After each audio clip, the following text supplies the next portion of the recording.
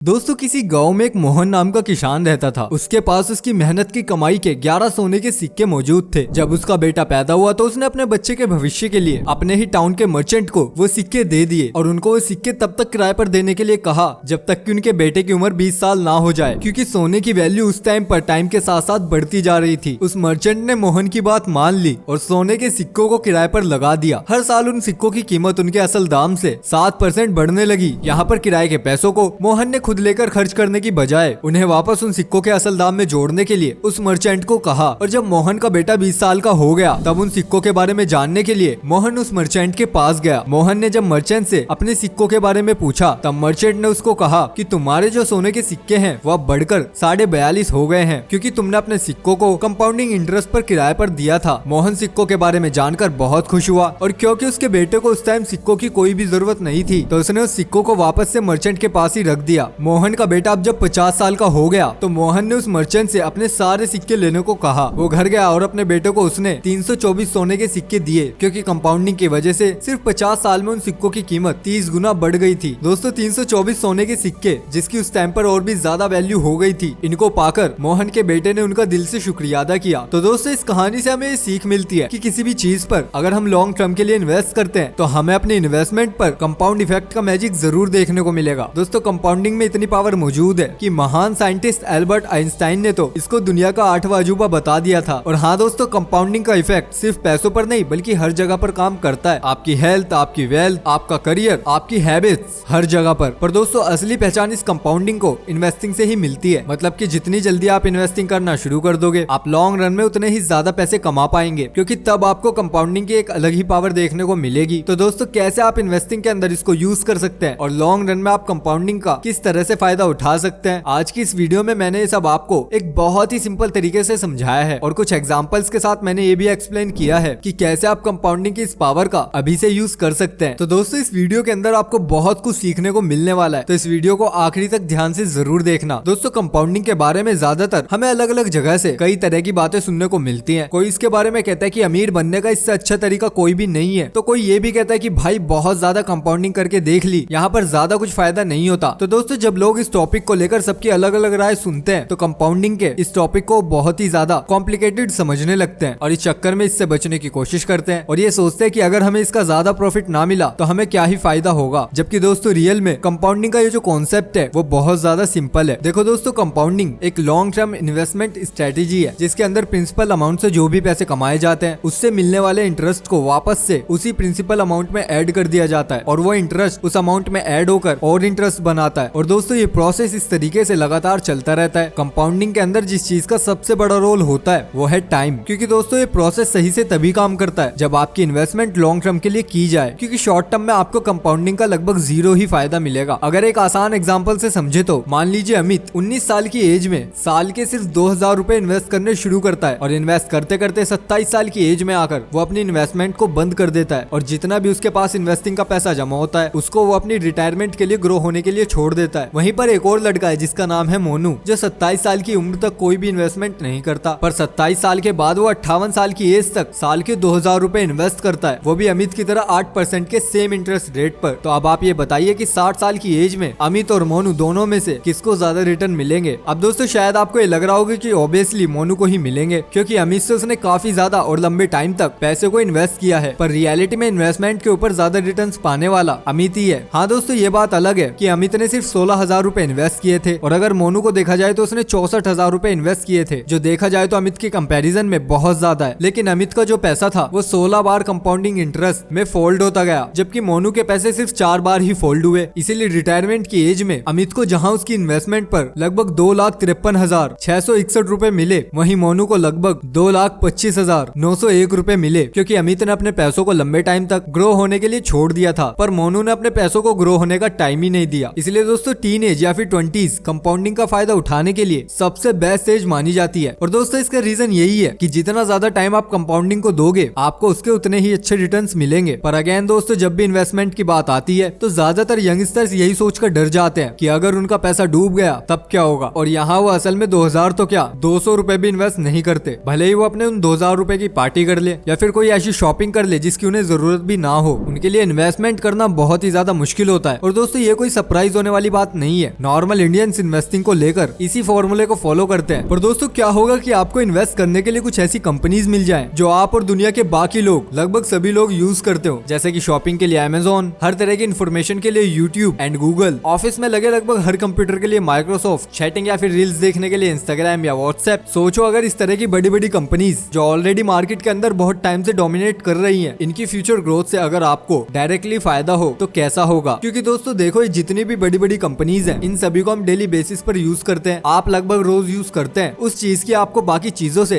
ज्यादा समझ होगी। आपको ये पता होगा कि अगर आज इस चीज की इतनी ज्यादा डिमांड है तो फ्यूचर के अंदर और कितनी ज्यादा होगी। तो इसीलिए ऐसी जगह पर पैसा लगाना आपके लिए बेहतर होगा जिसकी फ्यूचर ग्रोथ के काफी ज्यादा चांसेस हो। लेकिन अगर आप गौर करें तो ये सारी कंपनीज यूएस की कंपनीज हैं और यहाँ पर इंडिया से पैसे इन्वेस्ट करने के लिए आपको यहाँ पर कई तरह के चार्जेस और कमीशन देने पड़ते हैं। लेकिन दोस्तों अगर आप मेरी तरह IND मनी एप्लीकेशन को यूज करते हैं इन्वेस्टिंग के लिए, तो आपको ये बात तो पता ही होगी कि यहाँ पर कोई भी अकाउंट की ओपनिंग फीस नहीं है और यहाँ पर जीरो ब्रोकरेज, जीरो कमीशन और अकाउंट मेंटेनेंस फीस भी जीरो है, ताकि आप एक छोटे से अमाउंट से भी अपनी इन्वेस्टमेंट शुरू कर सको। और दोस्तों इतना ही नहीं, यहाँ पर आपको बेस्ट एक्सचेंज रेट भी मिल जाते हैं। तो इस वीडियो के डिस्क्रिप्शन बॉक्स में हमने आपको फ्री में अकाउंट खोलने की लिंक दी हुई है, जिस पर क्लिक करके आप इस एप्लीकेशन को डाउनलोड कर सकते हैं। तो चलिए दोस्तों वीडियो को आगे बढ़ाते हैं और ये जानते हैं कि कंपाउंडिंग के अंदर SIP का क्या रोल होता है। क्योंकि दोस्तों कई इन्वेस्टर्स ये मानते हैं कि SIP कंपाउंडिंग के फॉर्मूले पर काम करती है। दोस्तों अगर आसान भाषा में आपको समझाऊं तो SIP इन्वेस्टमेंट की वो टेक्निक है जिसके अंदर आपको एक फिक्स अमाउंट हर महीने अपने पसंदीदा म्यूचुअल फंड के अंदर इन्वेस्ट करना होता है। दोस्तों ये कॉन्सेप्ट इस चीज को ध्यान में रखकर लाया गया है कि लोग पहले म्यूचुअल फंड में ज्यादा पैसे लगा देने से बहुत ज्यादा डरते थे, बट SIP के आ जाने से लोग अपनी इन्वेस्टमेंट अब 500 रुपए से भी शुरू कर सकते हैं और जब भी आप चाहें आप इस अमाउंट को बढ़ा भी सकते हैं। और दोस्तों इतना ही नहीं, SIP में इन्वेस्ट करने पर आपको खुद अपनी इन्वेस्टमेंट को मैनेज करने की भी कोई जरूरत नहीं है, क्योंकि एक पूरी की पूरी टीम आपकी जगह पर उन पैसों को सही से मैनेज करती है और ऐसी ऐसी कंपनीज में उन पैसों को लगाती है जो काफी अच्छा कर रही हूँ। SIP के इस फंक्शन को आप इस एग्जाम्पल से भी समझ सकते हैं। मान लो आपने 5000 रुपए हर महीने किसी म्यूचुअल फंड में 10 साल के लिए इन्वेस्ट किए, जिसके अंदर आपको 12% का इंटरेस्ट मिल रहा है। तो 10 साल के बाद आपको अपनी इन्वेस्टमेंट पर अराउंड 11,50,000 रुपए मिलेंगे, मतलब कि 6 लाख रुपए इन्वेस्ट करके आप ऑलमोस्ट दुगना रिटर्न यहाँ पर पा सकते हैं। और दोस्तों 12% तो फिर भी एक नॉर्मल रेट है। अगर आप खुद से भी थोड़ी रिसर्च करोगे तो आपको ऐसे म्यूचुअल फंड भी मिल जाएंगे जो आपको 18% या फिर उससे भी ज्यादा का रिटर्न दे सकते हैं। और दोस्तों यहाँ पर प्लस पॉइंट ये है कि IND मनी से आप US स्टॉक में SIP मोड में भी इन्वेस्ट कर सकते हैं। बस एक पर्टिकुलर अमाउंट को डिसाइड करो और अपनी मंथली या फिर वीकली SIP